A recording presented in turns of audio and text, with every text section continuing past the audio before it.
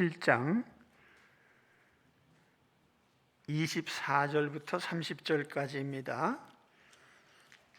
한 절씩 교독하겠습니다. 예수께서 일어나사 거기를 떠나 두로 지방으로 가서 한 집에 들어가 아무도 모르게 하시려 하나 숨길 수 없더라.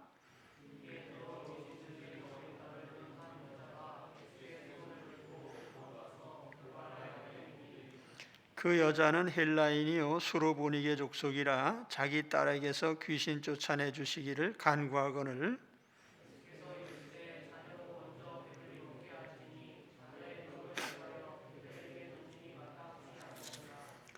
여자가 대답하여 이르되 주여 올소이다마는 상 아래 개들도 아이들이 먹던 부스러기를 먹나이다.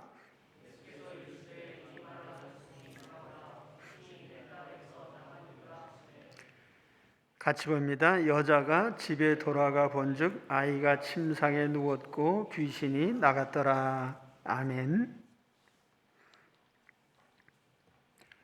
본문은 우리 주님께서 두로와 시돈 지방을 방문하신 기록입니다. 24절에 보면은 예수께서 일어나사 거기를 떠나 두로 지방으로 가서 갈릴리 지역으로부터 두로 지방을 방문을 하셨습니다. 두로와 시돈은 흔히 페니키아라고 알려져 있습니다. 두로는 갈릴리에서 서북쪽으로 대략 50km 정도 떨어져 있는 위치에 있는 항구 도시죠.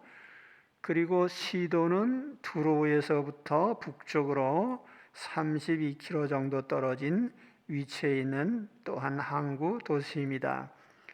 예수께서 이 지역을 방문하신 것은 큰 의미가 있습니다. 왜냐하면 이 지역은 이방 도시고 유서 깊은 역사적인 이방 도시이기 때문입니다. 페니키아 지역은 일찍부터 해상무역으로 번성을 했었고 다윗과 솔로몬 시대에도 활발한 교류가 있었습니다. 그래서 솔로몬 성전을 건축할 때에는 이스라엘과 좋은 관계를 맺으면서 성전 건축을 위한 목수나 석수들을 보내준 곳이기도 합니다. 그러나 이스라엘이 남북으로 분열된 시대 이후로는 이스라엘과의 관계가 그다지 좋지는 않았습니다. 두로와 시돈 지역은 종교적으로는 아주 극심한 우상숭배 지역이죠. 우리가 구약 성경에서 잘 알고 있는 이세벨이라는 여인이 있죠. 바알 숭배를 끌어들여서 나라를 말아먹은 그런 여인인데 그 여인이 바로 이 시돈 출신입니다. 예수님께서 이런 극단적인 우상 지역을 방문하신 것은 큰 의미가 있죠. 우리 주님이 오신 것은 유대인의 구원만을 위한 것이 아니고 온 세상 사람을 구원하시기 위한 것이고, 그렇기 때문에 우상숭배 지역을 당연히 예수님께서 전도의 대상 지역으로 삼으신 것입니다. 그래서 앞서서도 가다라 지역 또 데가볼리 지역을 방문하신 바가 있죠. 그런데 주님이 이 지역을 방문하신 목적 중에 하나는 사실은 휴식을 위한 것이었어요. 쉬시기 위해서 방문을 했죠. 그래서 다른 외부 사람들에게는 비밀에 붙였습니다. 24절 하반절에 보면은 한 집에 들어가 아무도 모르게 하시려 하나 숨길 수 없더라. 실상 공개적인 방문이 아니고 아무도 모르게 하시려고 방문하셨는데 또 한 집에 들어갔다는 것도 어떤 공적인 목적이 아님을 보여줍니다. 그러나 우리 주님의 생애 중에 공적이 아니라고 해서 사람들이 예수님께로 나오지 않은 적은 없어요. 예수님 소식만 들으면 사람들이 몰려왔죠. 그런 가운데 오늘 수로보니게 여인이라고 하는 한 여인이 예수님께로 다가옵니다. 이 수로보니게 여인이 우리 주님께 찾아와서 간청을 합니다. 25절 말씀에 보시면 이에 더러운 귀신 들린 어린 딸을 둔 한 여자가 예수의 소문을 듣고 곧 와서 그 발 아래 엎드리니 그 여자는 헬라인이요 수로보니게 족속이라 자기 딸에게서 귀신 쫓아내 주시기를 간구하거늘. 이 여인은 수로보니게 여인입니다. 마가는 이 여인을 헬라인이고 수로보니게 족속이라고 소개하죠. 마태는 가나안 여인이라고 소개를 합니다. 마태는 특히 유대인 독자들을 대상으로 삼았기 때문에 유대인의 이해를 돕기 위해서 구약 성경에 나오는 가나안 지역으로 언급을 한 것입니다. 가나안 정복 당시에 이 지역은 아셀 지파가 점령했던 지역입니다. 마가는 로마인들에게 편지를 주로 로마인 독자를 향해 썼기 때문에 로마인들이 이해하기 좋게 헬라인 수로보니게 족속이라고 소개를 합니다. 풀어서 설명하자면 헬라어를 사용하는 수리아, 지금으로 말하면 시리아죠. 거기에 페니키아 지역 출신의 여인이다, 이렇게 소개를 한 것입니다. 자, 이 여인이 예수님 찾아온 것은 딸 때문이죠. 딸이 더러운 귀신이 들렸어요. 여기 더럽다고 표현한 이 단어는 이 카타이로라고 하는 깨끗하게 한다는 그런 의미예요. 클린. 그 앞에 부정접두사 알파가 붙어서 부정하지, 정하지 않은, unclean이라는 단어입니다.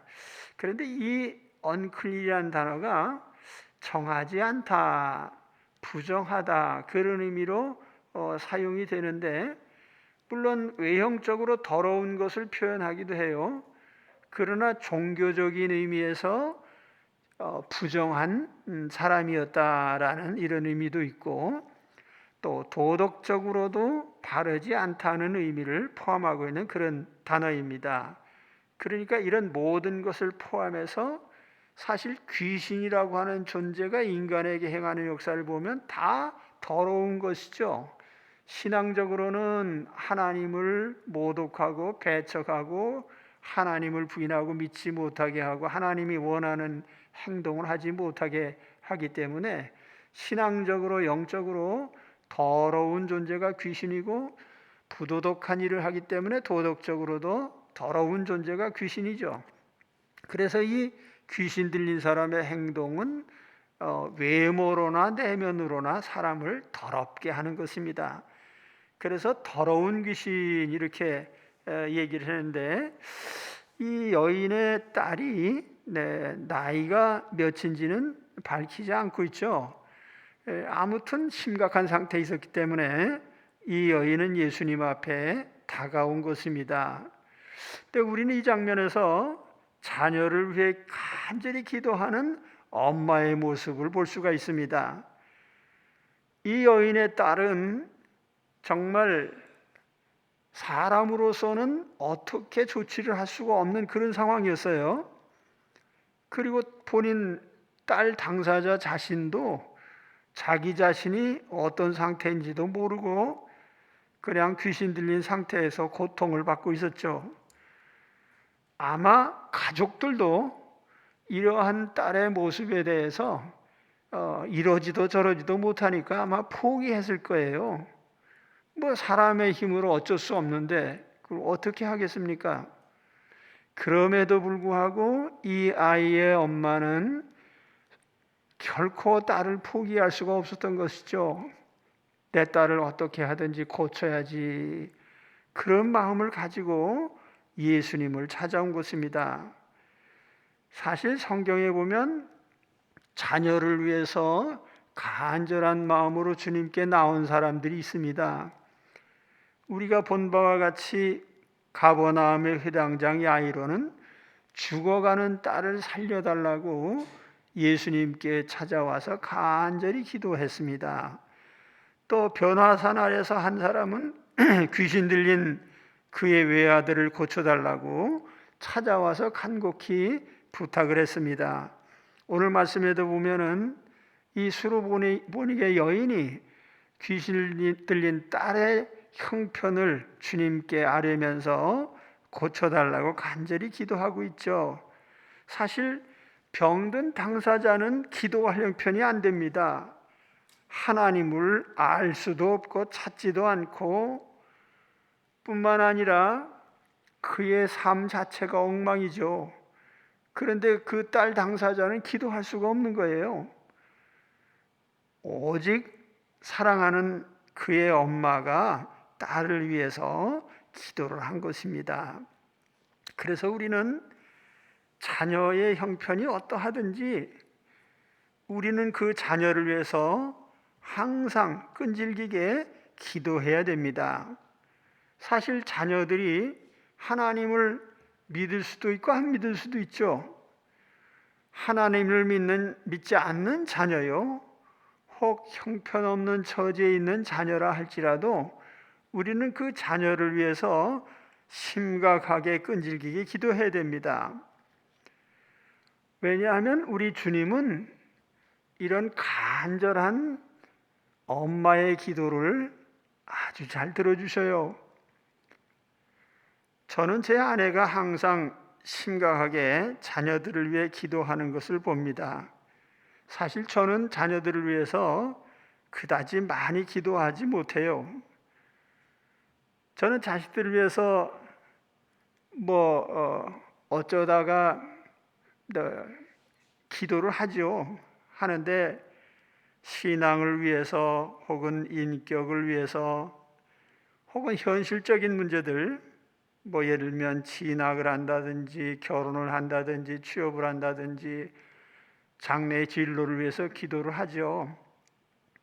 그런데 제 아내는 사실 제가 보기에는 거의 목숨을 걸고 기도하는 것 같아요. 제 큰아들이 언젠가 제가 말씀드리는지는 모르겠는데 엄마의 마음을 애태우게 한 적이 있어요. 대학교를 가야 되는데 입학시험을 보면 합격을 합니다. 근데 얼마쯤 있다 보면 안 댕겨요. 그래서 화공과를 갔다가 또 입학시험 봐서 국제통상을 하다가 또 입학시험 봐가지고 철학을 공부하다가 그리고 군대 갔는데 제가 보기에는 하나님이 정한 길이 있겠지라고 기대하고 있는데 제 아내는 도저히 참을 수가 없는 거예요. 그래서 기도를 하는데 한 번은 안방에 들어가서 보니까 제 아내가 숨을 안 쉬고 가만히 누워 있는 것 같아요. 그래서 흔들어 봐도 반응이 없고 그래서 깜짝 놀래가지고 뺨을 때리면서 그러는데 심장도 안 뛰는 것 같고 그래서 막 깜짝 놀라서 이렇게 저렇게 하면서 했는데 하여튼 조치를 했더니 깨났어요. 왜 그러냐 했더니 아들을 위해서 기도하다가 기절한 겁니다. 우리 아들이 이 얘기를 듣는지 모르겠네요. 하여튼 그렇게 간절히 기도를 해서 결국 자기 길을 찾았습니다. 이 기도가 끊이질 않아요. 최근에는 그 아들이 경기도에서 교사 생활을 하고 있는데 벽지 근무를 마치고 이제 서울에서 좀 가까운 곳으로 이사를 하려고 아파트를 하나 계약을 해놨어요. 그런데 살던 집은 팔지도 않고 그냥 부동산에 내놓으면서 바로 새 집을 계약을 한 겁니다. 안 팔리면 어떡해요? 그래서 또 기도를 하는데 가끔 보면은 아들네 집 하늘을 향해 쳐다보면서 기도를 해요. 중얼중얼 하면서 하나님 아버지 빨리 누가 나타나 사가게 해주세요. 안 사가면 이거 곤란해집니다. 근데 놀랍게 그 같은 통로에 맷집이 내놔도 보러 오는 사람도 없고 1년이 지나도 없는데, 그래서 우리 아들네 집은 어떤 사람이 와서 보자마자 잔금까지 다 해가지고 그냥 후닥닥 사버렸다는 겁니다. 그래서 제가 이 엄마의 기도는 하나님이 특별히 잘 들어주신다 그런 생각을 해봤습니다. 아무튼 우리는 자녀들을 기르는 입장에서 바람잘 날이 없죠. 항상 어려운 일들이 있어요. 그런데 우리는 언제나 자녀들을 위해서 늘 간절한 마음으로 하나님께 기도해야 됩니다. 아마 엄마와 아빠의 기도가 자녀들의 장래를 복되게 할 줄 믿습니다. 그리고 자녀들이 겪는 모든 어려움에서 속히 벗어나게 해줄 줄로 믿습니다. 여러분, 자녀를 위해서 오늘 수로보니게 여인 같은 기도를 하시고 꼭 응답 받으시기 바랍니다. 그런데 사실 그 다음 장면을 보면 이 여인이 얼마나 투철하게 주님을 신뢰하고 맡기고 주님이 아니면 안 된다는 심정으로 기도했는지를 볼 수가 있어요. 그것이 주님과 이 여인의 대화에서 드러납니다. 예수님과 수로보니게 여인의 대화를 우리가 주의해서 봐야 됩니다. 이 대화는요, 서로 존중하는 대화가 아니에요. 일방적이고 모욕적입니다. 잘못하면 치고받고 싸움이 날 정도로 긴장된 대화죠. 주님은 이 여인을 개 취급을 하셨습니다. 그러나 이 여인은 끈질기게 참고 주님의 은혜를 구합니다. 이 대화가 보여주는 핵심은 여인의 믿음이죠. 가장 우상적인 환경에서 자라난 한 여인이 어떻게 이렇게 철저하게 예수 그리스도를 믿고 의지할 수 있을까? 결국 주님을 믿는 믿음이 이 여인을 구원할 뿐 아니라 여인의 딸을 구해냈습니다. 이 대화 장면을 좀 더 살펴보겠습니다. 첫째는 주님의 모욕적인 발언에 주목해야 됩니다. 27절에 보시면 예수께서 이르시되 자녀로 먼저 배불리 먹게 할지니 자녀의 떡을 취하여 개들에게 던짐이 마땅치 아니하니라. 주님의 발언 속에는 심한 모욕이 담겨 있죠. 유대인을 자녀, 테크나 자녀라고 부르고 있고 이방인을 개라고 부르고 있습니다. 쿠나리온, 개예요. 개도 괜찮은 개가 아니라 별 볼 일 없는 개입니다. 자녀의 떡을 개에게 줄 수 없다. 수로보니게 여인을 대놓고 개라고 비유를 한 겁니다. 유대인의 사고방식대로 하면 유대인은 하나님 자녀고 이방인은 개 정도 되는 존재로 알고 있었죠. 근데 유대인의 인식을 그대로 표현을 하신 겁니다. 또 한 가지는 자녀를 배불릴지언정 개에게는 던져줄 수 없다. 여기 자녀를 배불린다는 표현하고 개에게 던져준다. 줘도 공손히 주는 게 아니에요. 여기 발레인이라고 했는데 던져주는 거예요. 던져주는 거. 그러니까 얼마나 푸대접이에요. 아주 피하적인 발언이죠. 아니 유대인이나 이방인이나 똑같은 사람인데 유대인을 배부르게 할 동안 이방인에게는 던져줄 양식도 없다. 모욕적이죠. 여기서 떡은 구원의 복음 혹은 하나님의 특별한 은총 혹은 생명을 의미합니다. 하나님이 주시는 구원의 은총을 어떻게 이방인에게 줄 수 있겠느냐? 자녀인 유대인에게 주어야지. 그러니까 주님은 주님이 오신 구원, 그런 말이면 하나님의 특별한 은혜, 영생의 축복, 이런 것들을 이방인에게 그냥 던져줄 수는 없다. 이렇게 이제 표현하신 겁니다.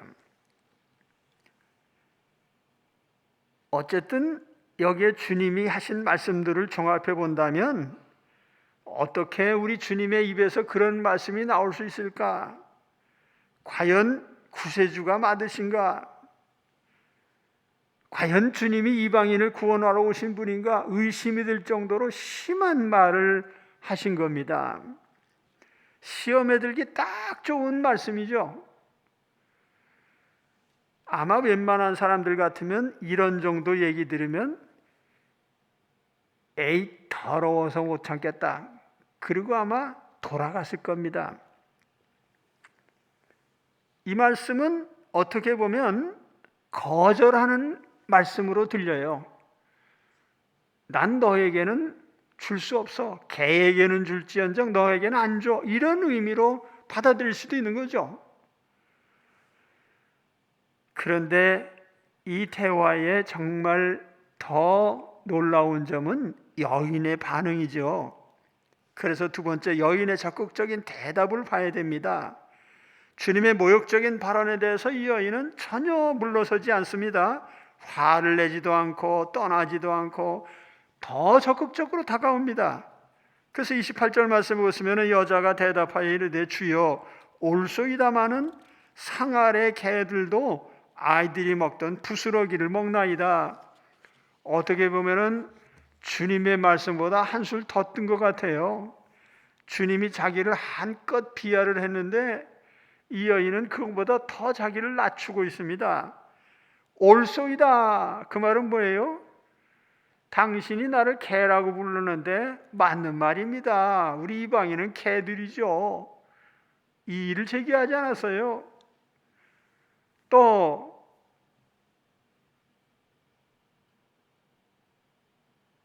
뭐라고 했습니까? 개들도 아이들이 먹던 부스러기를 먹나이다. 뭐 제대로 된 음식이 아니고 그냥 던져준 부스러기, 먹다 남은 찌꺼기, 그거라도 주세요. 어떻게 보면 너무나도 대담한 그런 말씀이죠. 이 여인의 입장에서 보면은 뭐 자신을 개라고 하든 뭐 사람이라고 하든 상관하지 않았어요. 중요한 것은 생명 얻는 것이죠. 생명을 얻는다면 뭐 사람이라고 하든 개라고 하든지 상관없다. 떡을 먼저 먹든지 나중 먹든지 그것도 상관없어요. 아이가 먹든 부스러기를 먹든지 덩어리를 먹든지 그것도 상관없습니다. 일단 주인에게 떡을 얻어먹는 것이 중요해요. 왜냐하면 그걸 먹어야만 살아나니까. 그것이 바로 우리가 예수님에게 얻을 수 있는 복음의 가치입니다. 우리가 예수 그리스도를 믿고 영생을 얻을 수 있다면 내가 어떤 소리를 듣고 어떤 말을 듣든지 그게 문제가 아니에요.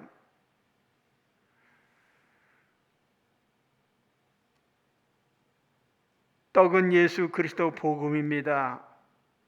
예수 그리스도는 생명의 떡입니다. 주님과 함께 할 수 있다면 나를 뭐라고 부르든지 먼저든지 나중이든지 상관없습니다. 주님은 곧 생명이시죠. 예수께서 이르시되 나는 생명의 떡이니 내게 오는 자는 결코 줄이지 아니할 터이요 나를 믿는 자는 영원히 목마르지 아니하리라. 내가 곧 생명의 떡이니라. 이 여인의 믿음은 참으로 놀라운 믿음이에요. 참 믿음은 인격적인 모욕을 초월합니다. 그 어떤 경우에도 흔들림 없이 오직 예수 그리스도를 의지합니다. 바로 그 믿음이 이 여인을 구원하고 여인의 딸을 구원했습니다. 이 여인의 믿음은 유대인들의 믿음이나 심지어는 제자들의 믿음과도 대조가 됩니다. 유대인들은 항상 예수님을 조롱하고 공격했죠. 제자들도 주님에게 늘 책망을 받았어요. 이 믿음이 없는 자들아, 왜 믿음이 이렇게 없느냐? 그런데 이 여인은 대단한 믿음을 드러내고 있습니다. 유대인도 아니고 제자도 아닌데 한 이방 여인이 소문으로 들은 예수를 그렇게 철저하게 믿고 자기 삶을 맡기는 거예요. 그래서 놀라운 믿음이라는 것입니다. 오늘 나는 이 여인처럼 내 모든 자존심을 버리고 낮은 자리에서 주님을 영접할 수 있겠습니까? 주님이 생명의 양식인 줄 알기 때문에 내가 무슨 말을 들어도 예수님은 떠날 수 없습니다라고 고백할 수 있습니까? 그게 우리 믿음이 돼야 되는 거예요.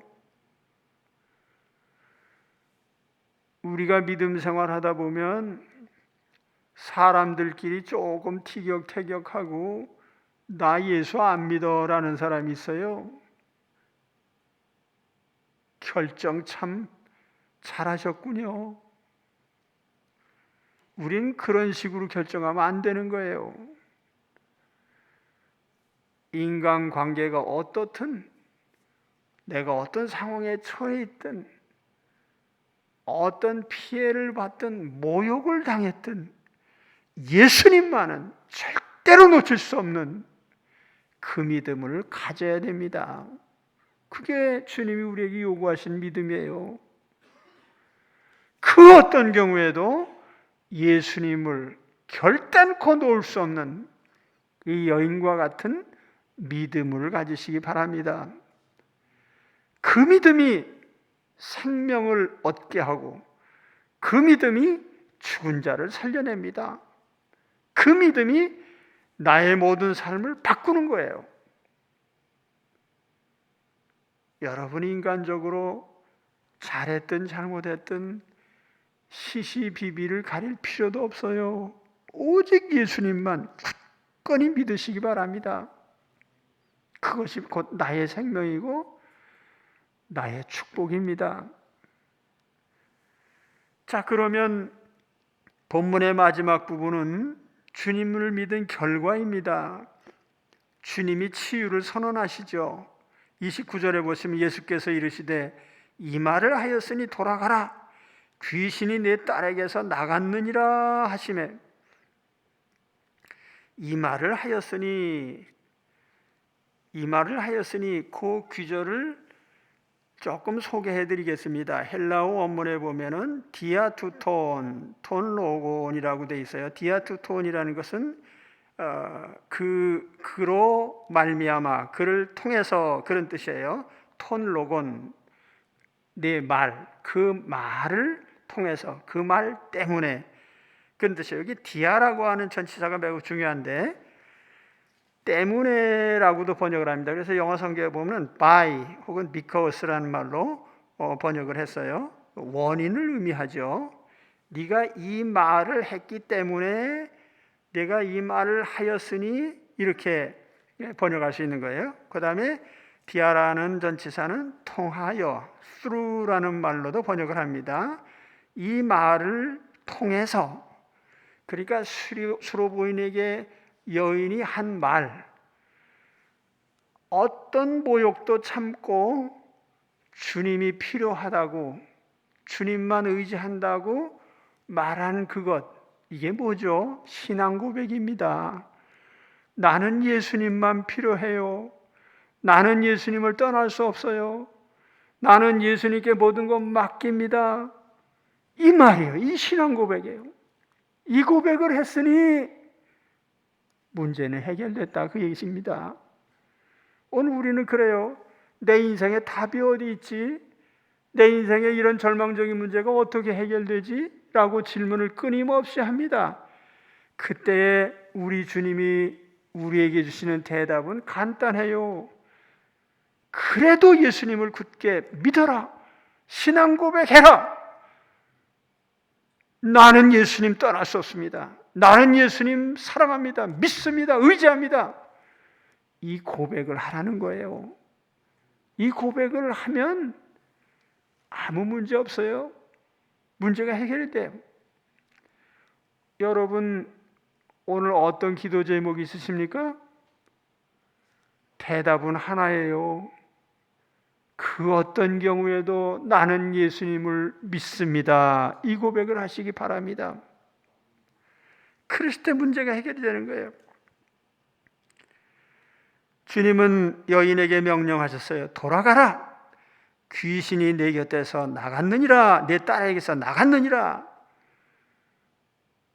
이젠 돌아가도 좋다. 돌아가. 귀신은 나갔어. 나갔느니라라는 이 동사가 현재 완료형으로 되어 있습니다. 완료형으로 되어 있어요. 나가버렸어 이미. 놀라운 것은 이 여인이 일말의 의심도 하지 않고 주님이 말씀하시자마자 집을 향해서 용감하게 갑니다. 아, 해결됐구나. 주님을 굳게 믿은 만큼 주님의 입에서 나오신 말씀 그대로 신뢰하고 돌아갑니다. 그래, 주님이 귀신이 나갔다고 하셔서 귀신 나갔구나. 그리고 집에 돌아와 보니까 결과가 어떻습니까? 30절에 보면은 여자가 집에 돌아가 본즉 아이가 침상에 누웠고 귀신이 나갔더라. 할렐루야. 귀신이 나갔어요. 우리 주님께 철저하게 맡기고 의지했을 때 주님이 여인의 모든 문제들을 다 한 번에 해결해 주셨습니다. 자, 다시 오늘 말씀을 정리한다면 가장 중요한 주제는 믿음이죠. 마가는 특히 이방인의 믿음에 대해서 관심을 갖습니다. 그래서 7장 27절, 13장 10절, 14장 9절 이런 말씀을 보면은 오히려 복음이 만민에게 여러 사람에게 퍼져야 된다는 점을 강조를 해요. 그 대표적인 예가 이제 가장 우상적인 두로 시돈 지역에 있던 이 수로보니게 여인의 믿음이죠. 한 이방 여인이 어떻게 예수님을 철저히 믿고 어떻게 구원을 얻게 됐는가, 어떻게 생명을 얻게 됐는가. 사실 이 두로시돈 지역에 대한 역사적인 과정을 살펴보면은 이 장면이 상당히 의미가 있어 보여요. 구약 성경의 최악의 우상 숭배자가 이세벨인데 이세벨의 고향이 시돈이거든요. 그런데 그 시돈은 또한 사르밧 과부가 살았던 지역이기도 해요. 그래서 우상의 땅에서 이세벨 같은 여인도 있지만 또한 사르밧 과부 같은 믿음의 여인도 있었다. 사르밧 과부에 대한 이야기도 상당히 연관성이 있습니다. 사르밧 과부 역시 하나님께 믿음의 시험을 받았죠. 흉년이 들어서 양식 다 떨어지고 이제 마지막 딱 한 끼만 남았어요. 그래서 그 마지막 한 끼 남은 양식을 아들과 함께 나눠 먹고 이젠 더 이상 음식이 없어서 이젠 죽을 각오를 하고 있었습니다. 한 끼 먹고 죽자. 그러고 있는데 엘리야라는 선지자가 찾아와서 하는 말이 너의 그 양식을 나를 좀 다오. 아니 나도 지금 마지막 남은 거 먹고 죽으려고 하는데 마지막 먹을 양식을 달라고 하니 이게 도대체가 양심 있는 사람입니까? 시험이죠. 이 여인은 그러나 엘리야에게 자기가 먹을 양식을 엘리야를 대접을 했습니다. 이건 단지 한 끼 양식이 아니에요. 자기가 먹고 살아야 될 양식을 상대에게 줬기 때문에 사실은 생명을 바친 겁니다. 엘리야를 위해서 나는 죽고 당신이 사세요. 그리고 사실은 마지막 양식을 엘리야에게 준 거예요.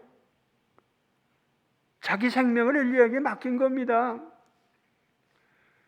그래서 어떻게 됐습니까? 흉년이 다 끝날 때까지 양식이 마르지 않았어요.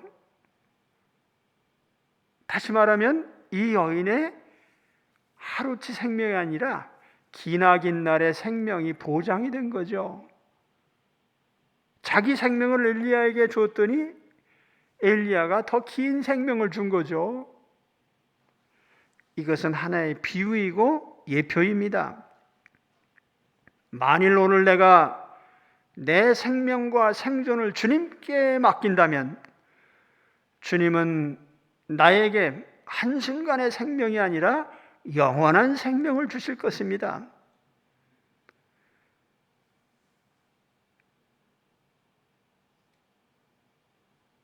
스로보니게 여인처럼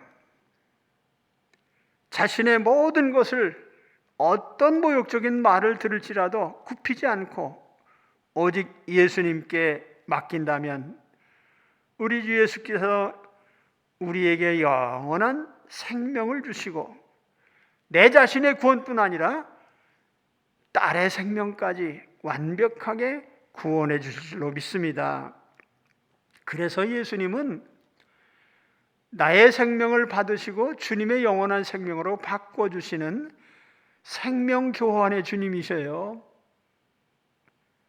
사도 바울은 그래서 그렇게 고백하잖아요. 내가 지금까지 살아오는 동안에 귀하게 여겼던 모든 것들, 내 신분이나 지위나 명예나 권세나 재산이나 모든 것, 유형미형의 모든 것을 다 예수님을 얻기 위해서 배설물로 버렸다. 오늘 이러한 생명 교환이 있으시기 바랍니다. 나의 생명과 나의 생존을 주님께 맡겨드리고 주님으로 말미암아 영원한 생명을 얻으시고 또한 나의 모든 곤고한 문제들을 단번에 풀어내시기 바랍니다. 그래서 오늘 스로보이니게 여인이 구했던 예수님 절대로 나는 주님을 떠날 수 없습니다. 주님만 믿습니다. 주님만 나의 인생 문제를 해결해 줄 수 있습니다. 라는 신앙 고백 속에서 오늘 주님께 나의 모든 삶을 풀어가시기를 주의 이름으로 축원합니다. 기도하겠습니다. 하나님